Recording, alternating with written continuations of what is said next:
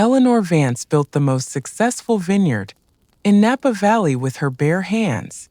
When her family started whispering about competency hearings, she didn't fight back. She played along. She let them think she was forgetting names. She let them plan the takeover. Because Eleanor knew that the best way to catch a rat is to let it think it's found the cheese. Hello, ladies, Mary here. We all have that one fear, don't we? That moment when we walk into a room and forget why we are there. Or we lose our keys for the third time in a week. We worry it is the beginning of the end. But for some families, that moment isn't a tragedy. It is an opportunity. It is the moment they realize the gatekeeper is falling asleep and the vault is finally open. Tonight's story is about Eleanor. She saw the vultures circling, so she decided to play dead, just to see who would take the first bite. And let me tell you, she has a very sharp bite of her own. My name is Eleanor Vance, and for 40 years, I have possessed the most feared nose in Napa Valley. I can tell you the sugar content of a grape just by looking at the skin. I can identify a French oak barrel from an American one with my eyes closed. And most importantly, I can smell rot from a mile away. Tonight, the rot was sitting at my dining room table.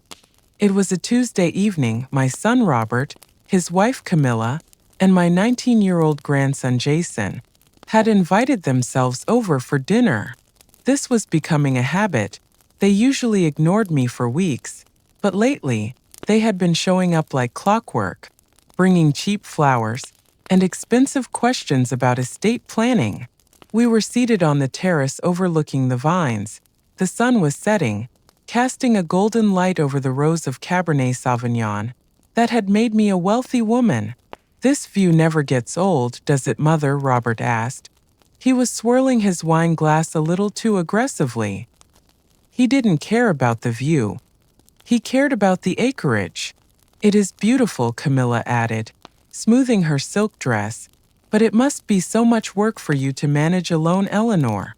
All these employees, the distribution contracts. It's a young person's game. I have a good team, I said, cutting into my steak. And I'm hardly decrepit, Camilla. I'm 70, not dead. Of course not, Robert said quickly. We just worry. You know, stress is the #1 killer. Jason didn't say anything. He was texting under the table. He was probably looking up specs for the Porsche he had been hinting at for his birthday. I took a sip of my wine. It was the Vance Reserve 1998, my masterpiece. It was bold, complex, and currently retailing for $600 a bottle. I looked at the deep red liquid. I looked at my family, and I decided it was time to start the show. I set the glass down with a slight tremor in my hand. I made sure it clattered against the charger plate. This lemonade is sour, I said loudly. Silence descended on the table. Robert froze with his fork halfway to his mouth. Camilla's eyes went wide. Jason actually looked up from his phone. Excuse me, Mother, Robert asked slowly. The lemonade, I repeated, gesturing to my $600 wine. I asked Maria for sweet tea, and she brought me sour lemonade. Why is the service so bad lately? I watched them. I watched the micro-expressions flash across their faces. First, confusion, then, realization, and finally delight. It was sickening. I was feigning cognitive decline, pretending to lose my grip on reality, and my son didn't look worried. He looked relieved. He looked like he had just won the lottery. Eleanor, Camilla said, her voice dropping to that patronizing tone one uses with a toddler. That isn't lemonade. That's the 98 Cabernet. You opened it yourself 10 minutes ago. I blinked rapidly, feigning disorientation. I looked around the table, putting on a mask of fear. I did, I stammered. No, I wouldn't open the 98. That's for Harold, but Harold is. I let the sentence trail off. Harold, my husband, had been dead for 10 years. Harold is gone, Mom, Robert said softly. He reached out and covered my hand with his. His palm was sweaty. He passed away a long time ago. Right, I whispered, shrinking into my chair. Right? I knew that, I'm tired, it's been a long day. Under the table, I saw Camilla kick Robert's shin. I saw the look she gave him. It was a predator's look. It's happening, her eyes said. Maybe you've been working too hard, Robert suggested, leaning in. You've been forgetting things lately. Remember last week? You forgot where you put your reading glasses. I hadn't forgotten them. I had left them in the library. But Robert was gaslighting me, building a narrative out of nothing. I suppose I said weakly, I just feel so foggy. It's okay, Grandma, Jason said, smirking. You're just getting old. It happens. Jason, Robert snapped, though he didn't sound angry. He turned back to me. Mom, I think we should see a doctor, just to be safe. Dr. Evans retired. But Camilla has a friend, Dr. Thorne. He specializes in geriatric memory issues. He could fit you in tomorrow. Of course, they had a doctor ready. They probably had him on speed dial. I don't know, I said, clutching my napkin. I don't like new doctors. Please, Eleanor, Camilla pleaded. For us, we just want to make sure you're okay. If there is something wrong, we need to catch it early so we can help you manage things. Manage things, that was the code word. It meant take control. It meant power of attorney. It meant selling the vineyard. I looked at Robert, my son, the boy I had carried on my hip, while I pruned vines in the blistering heat, the man I had bailed out of 3 failed business ventures. I wanted him to say, "No, Mom, you're fine. You're the strongest woman I know." But he didn't. He looked at me with greedy, shark-like eyes. "Okay," I whispered, letting a single tear roll down my cheek. "Okay, if you think it's best." Robert squeezed my hand. "It is best, Mom. We'll take care of everything." They didn't stay for dessert. Why would they? They had gotten what they came for. They had the scent of blood in the water, and they needed to go home to sharpen their knives. "We'll pick you up at 9 tomorrow for the appointment," Camilla said at the door, trying to hide the triumphant smile twitching at the corners of her mouth. "Get some rest, Eleanor. Don't worry about the business. Robert can call the distributors." "Yes," Robert nodded, his eyes already glazed over with visions of dollar signs. "I'll handle the distributors, you just sleep." They practically ran to their car. I watched from the heavy oak doorway as their Range Rover peeled out of the gravel driveway. They were driving fast. They were probably already popping champagne in the back seat. I closed the door, I locked it, and then I straightened my back. The tremor in my hand vanished instantly. The confusion in my eyes cleared, replaced by the cold, hard stare of a CEO who has just identified a hostile takeover attempt. I walked back to the dining table. I picked up my glass of Vance Reserve 98. I took a slow, deliberate sip. Lemonade, I scoffed to the empty room, my foot. It was a magnificent vintage. Notes of blackberry, tobacco, and leather. A wine that demanded respect. Something my son clearly knew nothing about. I carried the glass into my study. It was a room lined with books on viticulture, soil chemistry, and contract law. I sat behind my desk. A massive slab of walnut that I had bought with my first major profit check 30 years ago. I opened my laptop. I didn't need to look up Dr. Thorne. I already knew who he was. Napa Valley is a small town, people talk. Dr. Thorne was a concierge doctor, known for prescribing whatever his wealthy clients asked for. Painkillers for the bored housewives, Adderall for the tech CEOs, and apparently, competency declarations for greedy children. I reached into the top drawer of my desk and pulled out a small black device. It was a digital voice recorder, high fidelity, voice activated. I had bought it 3 months ago, after I overheard Jason telling his girlfriend on the phone that Gram is sitting on a gold mine. But I hadn't used it yet. I needed them to be comfortable. I needed them to think they were safe. Tonight was just the audition. Tomorrow, the real production would begin. If they wanted a confused, incompetent old woman, I was going to give them the performance of a lifetime. I would fail every memory test. I would mix up my dates. I would call Camilla by the dog's name, though that one might just be for my own amusement. I opened a notebook. I began to make notes, not of things to remember, but of things to forget. 1. The harvest schedule. 2. The code to the wine cellar. 3. The name of the new distributor in Tokyo. I would hand them the keys to the kingdom, one by one, and while they were busy trying to fit those keys into the locks, I would be changing the cylinders. My phone buzzed. It was a text from my foreman, Matteo. Matteo had been with me for 20 years. He was the only man on earth I trusted with my grapes, and the only man I trusted with my life. Matteo saw Robert leaving. He looked happy. Everything okay?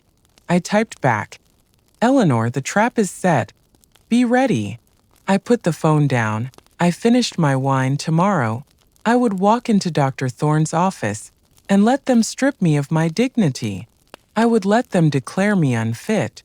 I would let them think they had won. Because the best way to destroy a parasite is to let it feed until it's fat, slow, and unable to run when the poison hits. There is a specific kind of violation that happens when someone moves into your house uninvited. It starts with a toothbrush in your bathroom cup, then it's a coat on your favorite chair. And before you know it, they are rearranging your furniture and drinking your coffee like they own the roast. But for Eleanor, this invasion wasn't just annoying. It was evidence. She opened the gates, let the Trojan horse roll right into her living room, and waited for the soldiers to come out so she could count them. The next morning, Dr. Thorne's office smelled of expensive leather and moral flexibility. He was a young man with a spray tan and a watch that cost more than my first tractor. He didn't look at me. He looked at Robert. So, Dr. Thorne said, tapping his tablet, Robert tells me there have been incidents, forgetting names, confusion about time, the lemonade episode. It's getting worse, Doctor, Robert said, putting on his best grieving son face. She tried to pay the gardener with Monopoly money yesterday. I had done no such thing, but I sat in the chair, clutching my purse with both hands, staring vacantly at a diploma on the wall. Mrs. Vance, Dr. Thorne said, finally addressing me, can you tell me what year it is? I blinked slowly. I looked at Robert, then at the doctor. Well, it's the year of the harvest, I whispered. Is it 1984? Camilla let out a dramatic gasp. Oh, Robert, 1984. That's when Harold bought the expansion. I see, Dr. Thorne noted. And Mrs. Vance, can you draw a clock for me? Set the hands to 10 past 11. He handed me a piece of paper and a pen. I held the pen in a fist like a toddler. I drew a shaky circle. Then I wrote the numbers all clustered on one side, spilling off the page. I drew a line that looked more like a snake than a clock hand. It was a classic sign of severe spatial deterioration. I had practiced it for an hour that morning. Dr. Thorne took the paper. He nodded gravely. I'm afraid it's consistent with rapid onset dementia, he announced. Likely Alzheimer's, though we'd need scans to be sure. But clinically, she is not capable of managing her own affairs. Oh no, Robert said. What do we do? She cannot live alone, Dr. Thorne said. She needs 24-hour supervision. Immediate family is best to reduce confusion. We'll move in, Camilla volunteered instantly. We can pack today. We'll stay at the estate. We can look after her. That would be best, Dr. Thorne agreed. He scribbled a prescription. This is a mild sedative, to help with the agitation and sundowning. Keep her calm. I took the prescription. I folded it into my pocket. Keep her calm. Code 4, keep her drugged so she doesn't ask questions. While we sell her assets. We left the office. Robert guided me by the elbow, as if I were made of glass. "Don't worry, Mom," he said. "We're going home. We'll take care of you." They didn't waste a second. By 4 p.m. that afternoon, a moving truck was parked in my driveway. They hadn't just packed overnight bags. They had packed their lives. They were moving in for the kill. I sat in my favorite armchair by the fireplace, a blanket over my knees, watching the invasion. Jason walked in carrying a gaming PC tower. He didn't even say hello. He walked straight up the stairs. "I'm taking the blue room," he shouted down. The blue room was the guest suite, with the best view of the valley. It was reserved for VIP distributors. "That's fine, sweetheart," Camilla called out. She was already in the kitchen, barking orders at Maria, my housekeeper. "No, Maria, we don't need that spicy stew tonight," I heard Camilla say. "Eleanor needs bland food. Oatmeal, soup, and clear out the pantry. We need space for my gluten-free flour." Maria looked at me from the kitchen doorway. Her eyes were furious. She held a ladle like a weapon. I gave her the tiniest, almost imperceptible nod. "Stand down," the nod said. "Let them dig." Maria lowered the ladle and went back to the stove. She understood. Robert came into the living room, carrying a box of files. "Mom," he said, "I'm going to set up a workspace in your study, just to handle the bills. You don't need to worry about the paperwork anymore." "My study?" I asked weakly, "but my papers." "I'll box them up for you," Robert said soothingly. "We'll put them in the attic, you just rest." He walked into my sanctuary. He closed the door. He was going for the safe, I knew it. He wanted the deeds. He wanted the bank ledgers. What he didn't know was that I had emptied the safe 3 days ago. The only thing in there now was a stack of decoy documents, fake appraisals valuing the vineyard at double its actual worth, and a draft will that left everything to him. I wanted him to feel rich. I wanted him to feel so secure in his future wealth that he started spending money he didn't have. "Camilla," Robert yelled from the study a moment later. "Honey, come look at this." Camilla abandoned her kitchen conquest and ran to the study. They shut the door. I waited 5 seconds. Then I threw off my blanket. I moved silently across the Persian rug. For a woman with rapid onset dementia, I moved with the stealth of a cat. I approached the study door. I didn't need to press my ear against it. I reached into the potted fern, standing next to the door frame. Buried in the soil was the first of 5 high-definition audio recorders I had planted around the house. I tapped the on button on the remote in my pocket. The game was afoot. I went back to my chair and covered my legs with the blanket. Just as the study door opened, Robert walked out, his face flushed with excitement. He held one of the decoy appraisals in his hand. "Mom," he said, his voice trembling with suppressed greed, you look tired. Why don't you go upstairs and lie down? Camilla and I have some calls to make." "Okay," I whispered. "I am tired. Which room is mine again?" "The master suite, Mom," Robert said, rolling his eyes when he thought I wasn't looking. "Top of the stairs, left."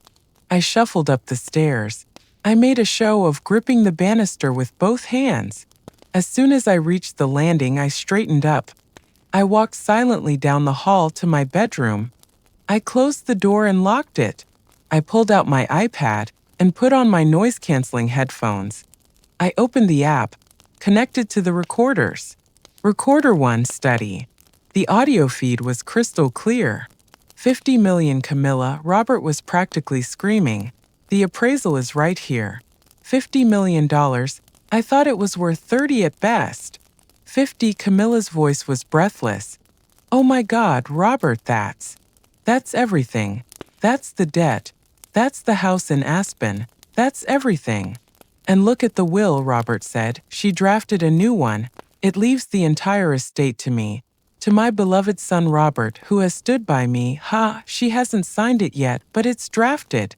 "We need her to sign it," Camilla said sharply. Before she gets worse, if she forgets who you are, a judge might contest it. We'll get her to sign it this week, Robert said. I'll tell her it's a birthday card or a permission slip for a field trip. She's so gone she won't know the difference. And then, Robert said, his voice dropping to a conspiratorial whisper, we sell. I already have a broker in mind. He represents a conglomerate in China. They want the land, not the brand. They'll bulldoze the vines and put up a resort. Cash offer. I felt a cold knot in my stomach.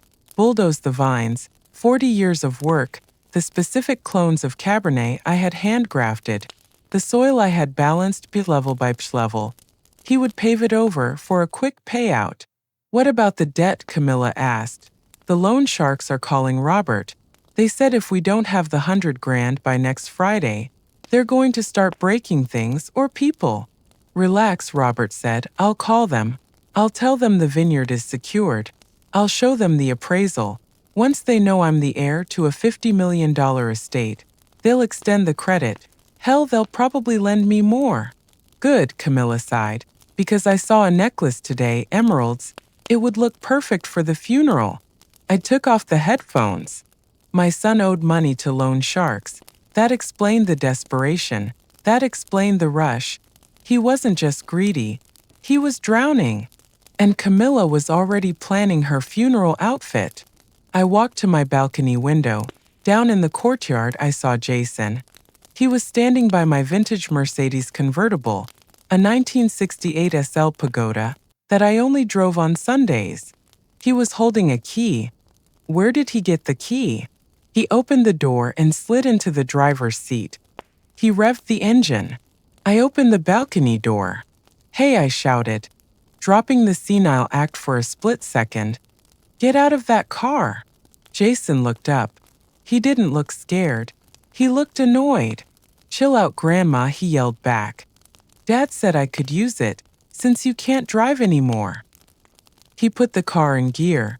He peeled out of the courtyard, gravel spraying everywhere, stripping the gears as he forced it into second. My car, my beautiful car. I stood there, gripping the railing. They were stripping me for parts. My car, my house, my food, my legacy. But they had made a mistake. A critical error. Robert was going to use the fake appraisal to secure more loans from dangerous men. He was going to leverage a fortune he didn't have, based on a document I had fabricated. He was digging a hole so deep that when the dirt finally fell in, it wouldn't just bury him, it would crush him. I went back inside. I picked up the phone and dialed Matteo. Matteo, I said, it's worse than I thought. They plan to sell to a developer. They want to pave the vineyard. There was a silence on the other end. Then Matteo's voice, hard as flint. Not on my watch, Eleanor. What do? We accelerate the timeline, I said. I need you to call the notary, the one who owes me a favor. Tell him to come on Friday, and tell him to bring the special paperwork. The power of attorney, Matteo asked. No, I said. That's what they think they're signing. I need the other document, the one we discussed last month. The irrevocable trust, Matteo said. Exactly, I said. Friday night we're having a party. I think it's time to announce my retirement, and I want everyone to be there when I sign my life away. I hung up. I looked at the bottle of sedative Dr. Thorne had prescribed. I walked to the bathroom and poured the pills down the toilet. I flushed. Then I replaced them with Tic Tacs. They wanted me calm. I would be calm. I would be the eye of the storm. There is an old saying in fishing. The fish doesn't know it's caught until it tries to swim away. Robert and his family were swallowing the bait hook, line and sinker. They were so busy counting the money, they thought they had one. They didn't notice the line tightening around their throats. And Eleanor? She was just sitting in the boat, waiting for the right moment to reel them in. Wednesday and Thursday were a masterclass in manipulation. I shuffled through the house in my bathrobe, asking Maria for breakfast at 3 p.m. I called Camilla Susan, Robert's high school girlfriend whom she hated. I asked Jason where he hid his toy cars when he parked my Mercedes in the driveway with a fresh scratch on the bumper. They ate it up. They were so confident in my decline that they stopped whispering. On Thursday night, I sat in the library pretending to nap while Robert made a call on speakerphone. "Yeah, Rocco, it's Robert," he said. His voice was cocky. "Listen about that payment. I'm going to need an extension, but I've got something better for you. Collateral." He paused. "My mother's estate," Robert said. "I'm sending you a photo of the appraisal right now. 50 million, and I'm the sole heir. She's signing the power of attorney tomorrow night." Yeah, I can cover the vig. In fact, bump the loan to 200 grand. I want to buy a boat to celebrate." He hung up. He laughed. He had just pledged a non-existent $50 million asset to a loan shark named Rocco. If I didn't hate him so much, I would have felt pity. Friday arrived, the day of the signing. Camilla had organized a small dinner party. "Just family and close friends," she said. But I saw the guest list. It included Dr. Thorne, their lawyer, and the real estate developer from China. They wanted witnesses. They wanted to lock this down tight. At 5 p.m., I was in my room getting dressed. I chose a vintage Chanel suit, cream with gold buttons.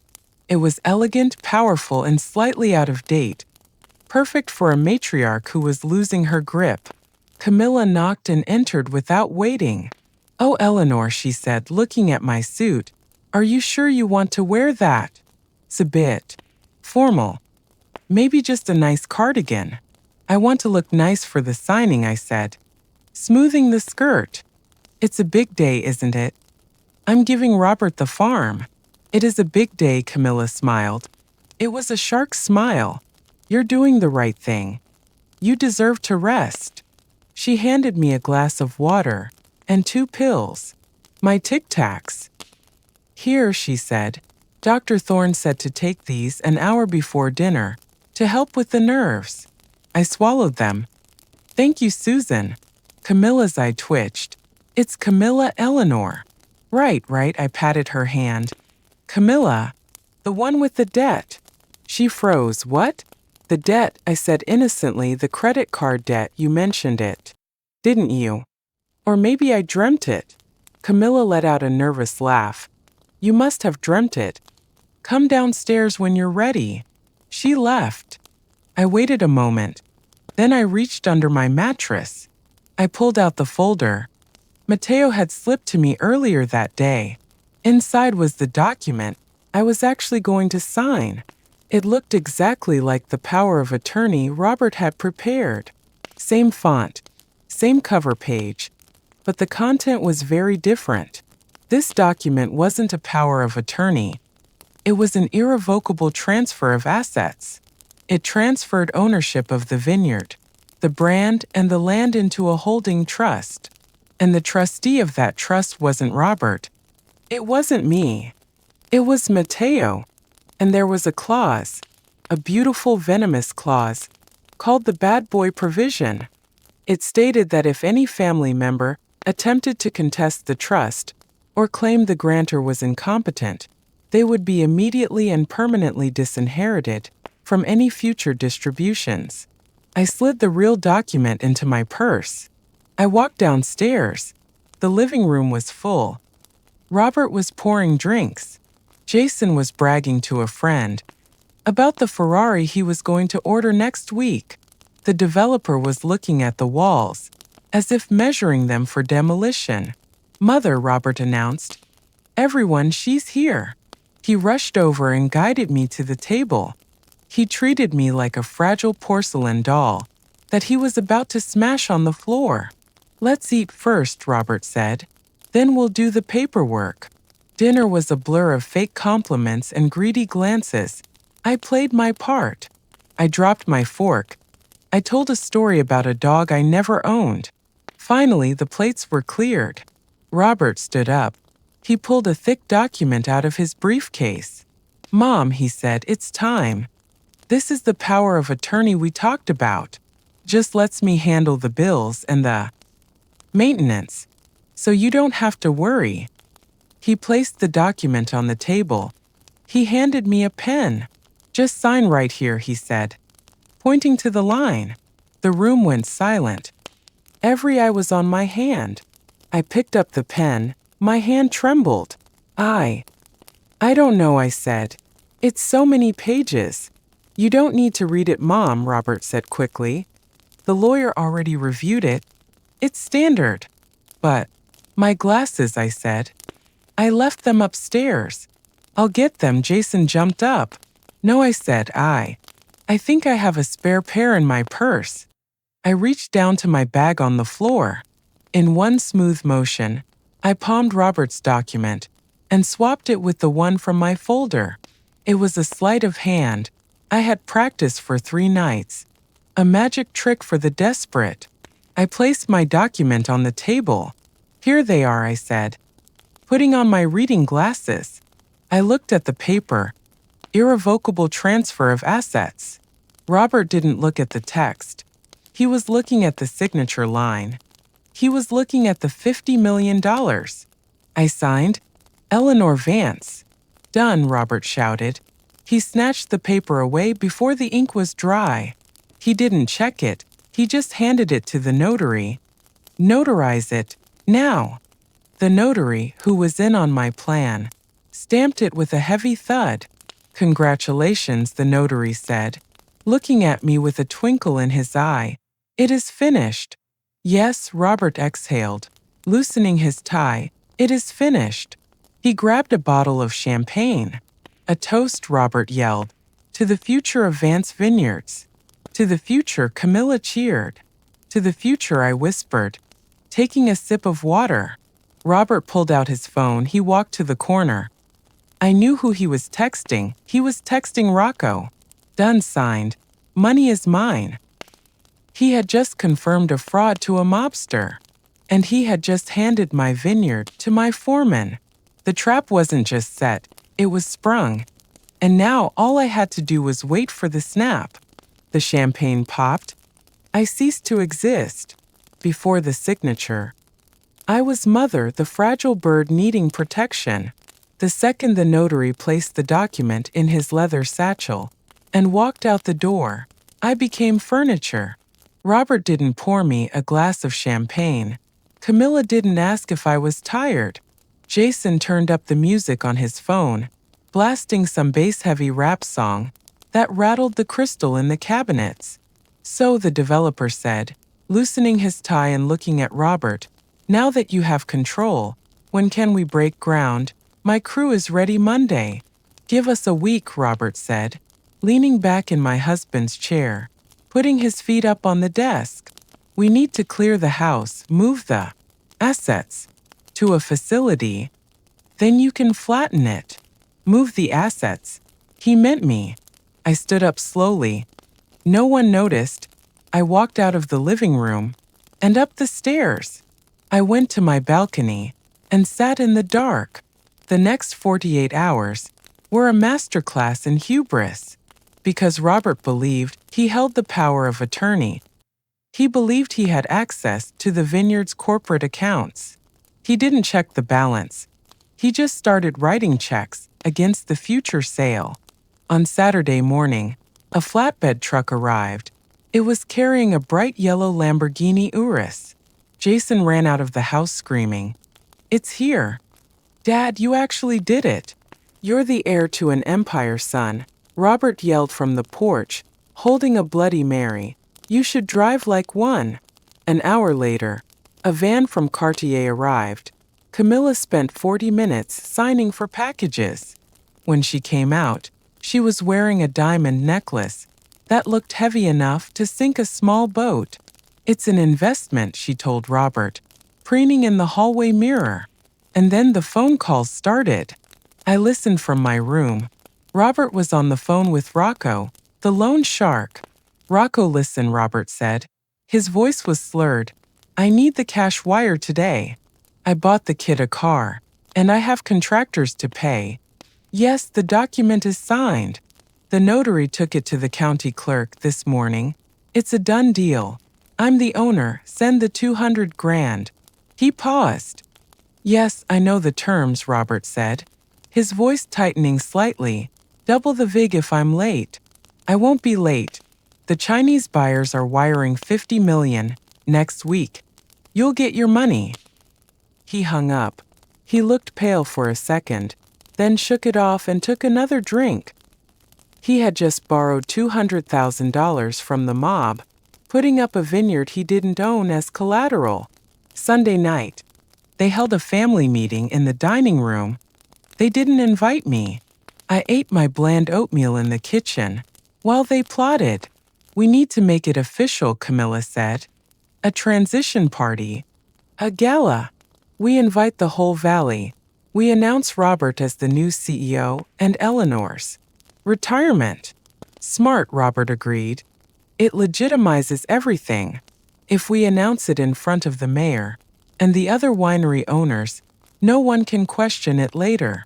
We'll do it Saturday, Camilla said. The Golden Gala. I'll hire the caterers. We'll spend $50,000. Make it look lavish. Do it, Robert said. Put it on the corporate card. I smiled into my oatmeal. The corporate card. The one connected to the operating account. What Robert didn't know was that Matteo, my new trustee, had frozen that account on Friday night, 5 minutes after the notary left. When Camilla tried to pay the caterers tomorrow, the card would decline. When Robert tried to pay the contractor, the check would bounce. But the loan shark's money? That cash wire would hit Robert's personal account, and he would spend it all on the party, the car, and the diamonds. He was about to spend $200,000 of mob money on a party to celebrate a victory that didn't exist. I washed my bowl. I walked past the dining room. Oh, Eleanor, Camilla said, spotting me. We're having a little party on Saturday. You should come down. We're going to make a speech about you. That sounds lovely, I said, giving her my best senile smile. Will there be lemonade? Yes, Camilla laughed cruelly. Lots of lemonade. I went upstairs. I texted Matteo. Eleanor, the gala is Saturday. Bring the projector. Matteo and the sheriff? Eleanor, yes, and the sheriff. There is nothing quite like a party thrown with stolen money. The champagne tastes a little more bitter. The laughter is a little too loud, and the host sweats a little too much. Robert and Camilla threw the party of the century to celebrate their theft, but they forgot one thing. When you invite the entire town to witness your victory, you are also inviting them to witness your execution. Saturday night arrived, and Vance Vineyards had been transformed into a spectacle. Camilla had outdone herself. There were white tents pitched between the vines, crystal chandeliers hanging from the oak trees, and a string quartet playing Mozart near the tasting room. It looked less like a vineyard and more like a circus for the rich. I watched from my bedroom window as the guests arrived. The mayor was there. The owners of the neighboring vineyards, people I had known for 40 years, were there. The Chinese developer was there, shaking hands with Robert near the bar. I put on my dress. I had chosen a midnight blue silk gown. It was sharp, structural, and commanding. I put on my diamond earrings, the real ones, not the paste replicas Camilla had tried to swap out in my jewelry box yesterday. Downstairs, the cracks in the facade were already showing. I lingered at the top of the stairs listening. Near the kitchen, Robert was arguing with the head caterer. What do you mean declined? Robert hissed. Run it again, it's a corporate black card. It has no limit. I ran it 3 times, Mr. Vance, the caterer said, looking annoyed. Code 05. Do not honor if you want the lobster served. I need payment now. Fine, Robert shouted. He pulled a thick envelope out of his jacket pocket. It was the cash from Rocco, the loan shark money. He peeled off a stack of hundreds. Here, take it. Just serve the food. He was paying for lobster with blood money. I descended the stairs. Camilla spotted me first. She rushed over, looking frantic.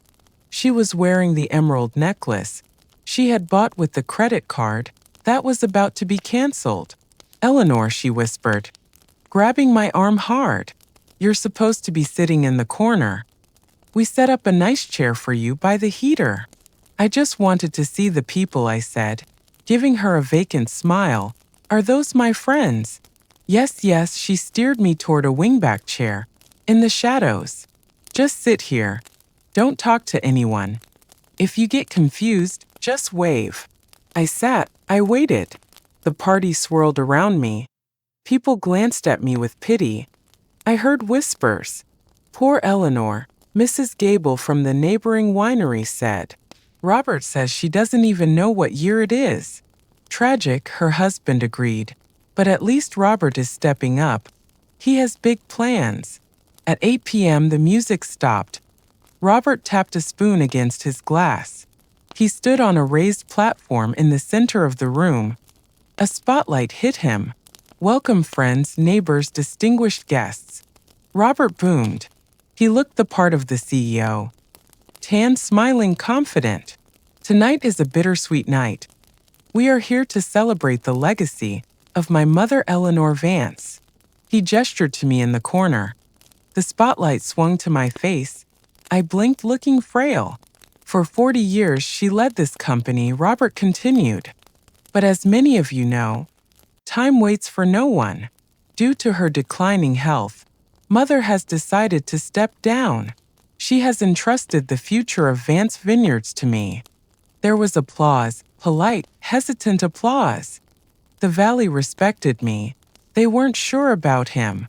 And Robert added, his voice rising, "I am thrilled to announce a new era.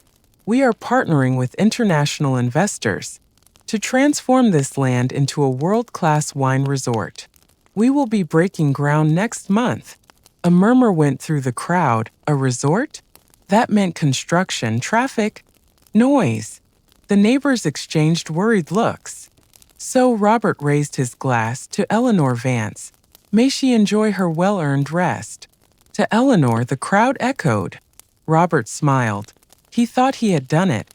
He thought the transition was complete. I stood up. I didn't struggle to rise. I didn't use the armrests. I stood up with the posture of a queen. I walked out of the shadows. I walked straight toward the stage. "Robert," I called out. My voice wasn't weak. It projected across the lawn. Robert froze. He looked terrified. "Mom?" "Mom, sit down. You're confused." "I don't think so," I said. I climbed the stairs to the stage. I took the microphone from his hand. He was too shocked to stop me. I looked out at the crowd. I looked at the mayor. I looked at the developer. I looked at my son. "Thank you for the toast, Robert," I said. The speakers carried my voice crisp and clear. "But I think there has been a misunderstanding." "Mom, please," Camilla rushed the stage. "She's having an episode. Someone help her." "I am not having an episode, Camilla," I snapped. I turned to look at her. "And take off my necklace. You look ridiculous." The crowd gasped. I turned back to the audience. "My son tells you I have dementia," I said. Calm, cool, deadly. "He tells you I am confused. He tells you I signed a power of attorney, giving him control of this estate." I reached into my purse. I pulled out the black remote for the audio system Mateo had set up. "But before we celebrate this new era," I said, "I think you should all hear how this transition actually happened." I pressed the button. The speakers crackled for a split second. A sharp burst of static that made everyone flinch. Then Robert's voice boomed across the lawn, louder than the string quartet, louder than his lies. 50 million, Camilla. The appraisal is right here. We sell. I already have a broker. They'll bulldoze the vines and put up a resort." The crowd went deadly silent. The mayor's mouth fell open. Mrs. Gable dropped her champagne flute. It shattered on the patio stones, but no one looked down. Robert turned the color of ash. He lunged for me. "Turn it off, give me that." But before he could reach me, A heavy hand landed on his shoulder. It was Matteo. My foreman had emerged from the shadows behind the stage, wearing his Sunday suit and a look of absolute granite. He held Robert back with one arm. I didn't flinch. I let the recording continue. The loan sharks are calling Robert. If we don't have the $100,000 by next Friday, I'll tell them the vineyard is secured.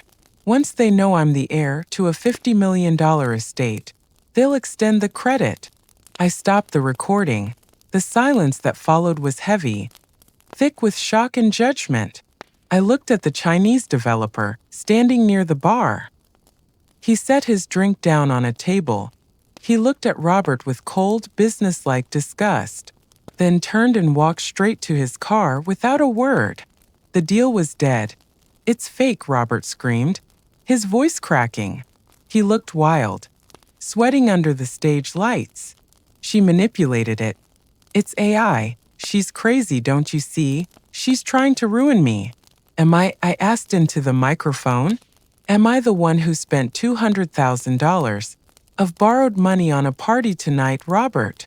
Money you borrowed from a man named Rocco. Robert froze, his eyes went wide. He realized I knew everything. "But it doesn't matter," I continued, my voice calm and steady. "Because you can't sell this vineyard, Robert. You don't own it."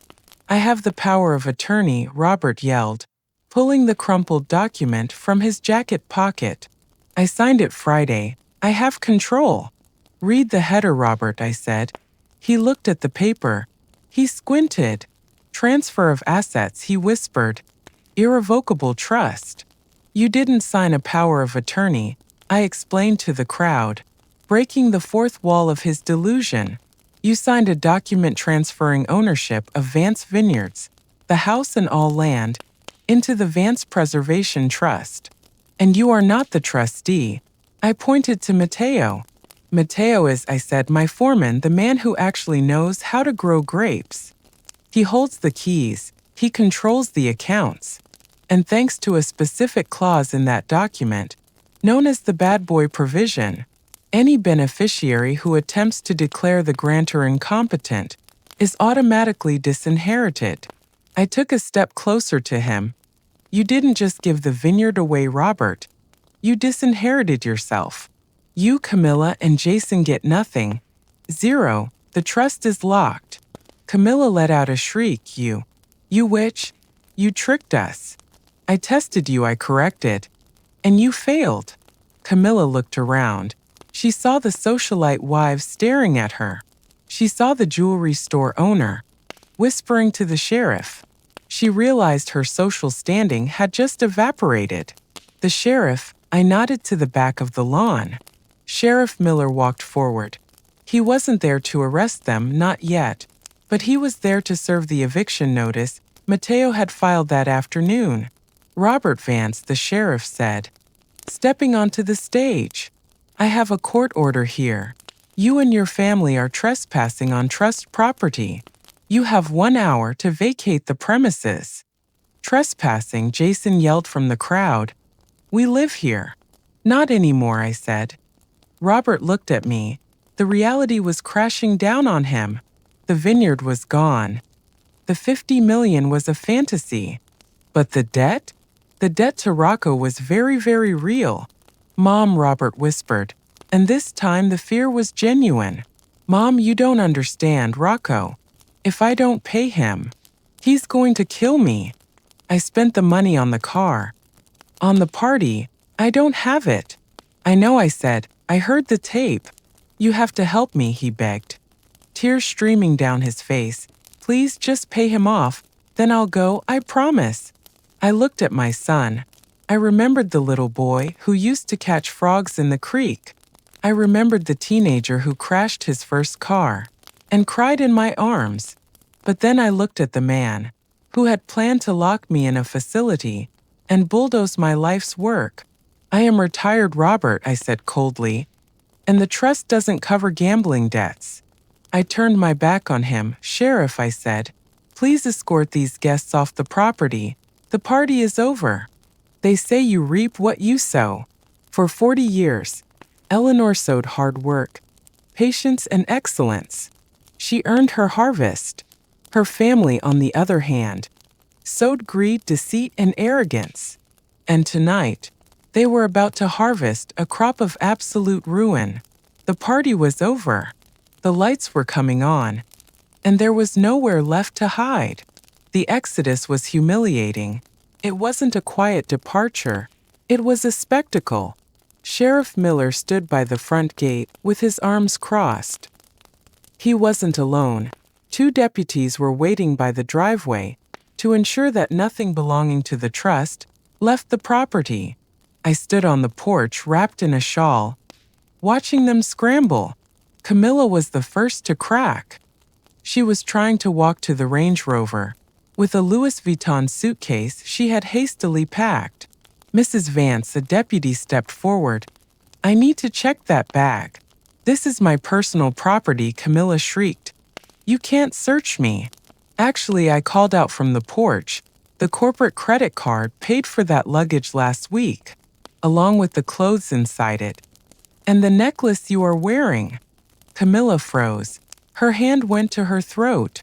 The emeralds glittered under the floodlights. "Take it off, Camilla," I said, "unless you want to be charged with grand larceny." She looked at Robert for help. Robert was sitting on the curb, head in his hands, weeping. He couldn't help anyone. With a scream of pure rage, Camilla unclasped the necklace. She threw it at the deputy. She threw the suitcase on the ground. She got into the car with nothing but the dress on her back and her purse. Then it was Jason's turn. He was standing next to the yellow Lamborghini. He looked like a lost child. "Grandma," he said, looking up at me, "can I at least take the car? I mean, it's already paid for." "Dad said it was a gift." "Dad lied," I said. "Dad paid the down payment with borrowed money. The dealership will be here in the morning to repossess it. If you want a ride, get in the Range Rover with your mother." Jason kicked the tire of the Lamborghini. He cursed. He spit on the ground. Then he trudged over to his parents' car. Finally, Robert stood up. He looked at the house. He looked at the vineyard. He looked at me. He looked 10 years older than he had that morning. "Rocco is going to kill me," he whispered. "He's really going to kill me." "I doubt it," I said calmly. "Rocco is a businessman. Dead men don't pay debts. He'll just make you work for it. You have a law degree, Robert. Maybe you can do his taxes or wash his cars. You'll figure it out." "I'm your son," he choked out. "And I'm your mother," I said, "which is why I'm letting you leave without pressing charges for the attempted fraud. That is my final gift to you. Don't waste it." Robert nodded slowly. He understood. This was mercy. It didn't feel like it, but it was. He got into the driver's seat of the Range Rover. He started the engine. I watched the taillights disappear down the long winding driveway. I watched until they turned onto the main road and vanished into the night. The guests had all gone. The caterers were packing up the uneaten lobster. The string quartet had packed their cellos. Matteo walked up the steps and stood beside me. "It's quiet," he said. "It's peaceful," I corrected. "What do you want to do about the harvest?" Matteo asked. "We start picking next week." "We pick," I said. "We make the best vintage we have ever produced." "And Matteo?" "Yes, Eleanor?" "Put the emerald necklace in the safe," I said. "We'll auction it off for charity next month. I think the local memory care center could use a donation." Matteo smiled. "Yes, ma'am." 6 months later, the vines were dormant for the winter, stripping down to their bare wood. To an outsider, they might look dead, but I knew better. They were sleeping, gathering strength, preparing to burst forth with new life in the spring. I sat on the terrace with Matteo. On the table between us sat a bottle of wine. It wasn't the 98 Reserve. It was something new. We had harvested the grapes a week after the Golden Gala. The weather had been perfect. The sugar levels were historic. We need a name for this vintage, Matteo said, pouring us each a glass. It's bold, a little acidic at first, but with a very long, smooth finish. I swirled the glass. How about the eviction? Matteo laughed. It was a warm, honest sound that filled the empty space where Robert's whining used to be. I was thinking libertad, he said. Freedom. Perfect, I agreed. Print the labels. I took a sip. It tasted like victory. Have you heard anything? I asked. I didn't need to specify who. Matteo nodded. He reached into his jacket pocket and pulled out a small notebook. As the trustee, he kept tabs on any potential threats to the estate. Robert is in Reno, Matteo said. It seems Rocco the loan shark owns a motel there. A very budget motel. Robert is the night manager. He lives in room 104. He's paying off his debt, one shift at a time. Good, I said. Hard work builds character. He never did enough of it. And Camilla? She moved back to the city, Matteo said. She's working as a personal shopper at a department store. Commission only. I heard she tried to sue the estate for emotional distress, but no lawyer would take the case after they heard the tapes. And Jason? He's bussing tables at a diner near the highway, Matteo said, and he's taking classes at the community college. Introduction to business. I smiled. It wasn't a cruel smile. It was the smile of a gardener who had finally pruned the rot so the tree could survive. They were struggling, yes, but they were finally living real lives. They were learning the value of $1. That wasn't given to them. In a way, cutting them off was the most motherly thing I had ever done. And you, Eleanor? Matteo asked. How are you? I looked out over the valley. For years, I had been afraid of being alone. I had tolerated the disrespect, the greed, and the entitlement because I thought the silence of an empty house would kill me. But the house wasn't empty. It was full. It was full of peace. It was full of music I wanted to listen to. It was full of food I wanted to eat. It was full of employees who respected me and friends who didn't check my bank balance before hugging me. I am lighter, I said. I feel like I put down a heavy backpack I didn't know I was carrying. I stood up and walked to the railing. The sun was setting, painting the sky in violet and gold. My legacy wasn't Robert. My legacy wasn't a family name. My legacy was this land. It was the wine that would be enjoyed long after I was gone. It was the trust that would protect this place from developers forever. And it was the lesson I had taught my family. You cannot harvest what you did not plant. I raised my glass to the horizon. To pruning, I whispered. To new growth, Matteo answered. We drank. The wine was excellent. And for the first time in a long time, I was excited for the spring. Story end. Mary. Well, ladies, Eleanor certainly knows how to clean house. It's a hard truth, isn't it? We are taught that family is everything, that we must forgive, endure, and provide, no matter the cost. But Eleanor taught us that sometimes the family tree needs a serious trimming if you want it to survive. She didn't just save her vineyard, she saved her dignity. And in a strange way, she might have even saved her son by forcing him to finally face the consequences of his own actions. So, here is my question for you tonight. Is there a Robert or a Camilla in your life? Someone who mistakes your kindness for weakness? And if so, are you ready to act like Eleanor? Let me know in the comments below. I read every single one. If you enjoyed this story of justice served cold, with a side of fine wine, please hit that like button and subscribe to the channel. This is Mary signing off. Remember, you are the CEO of your own life. Don't let anyone else sit in your chair.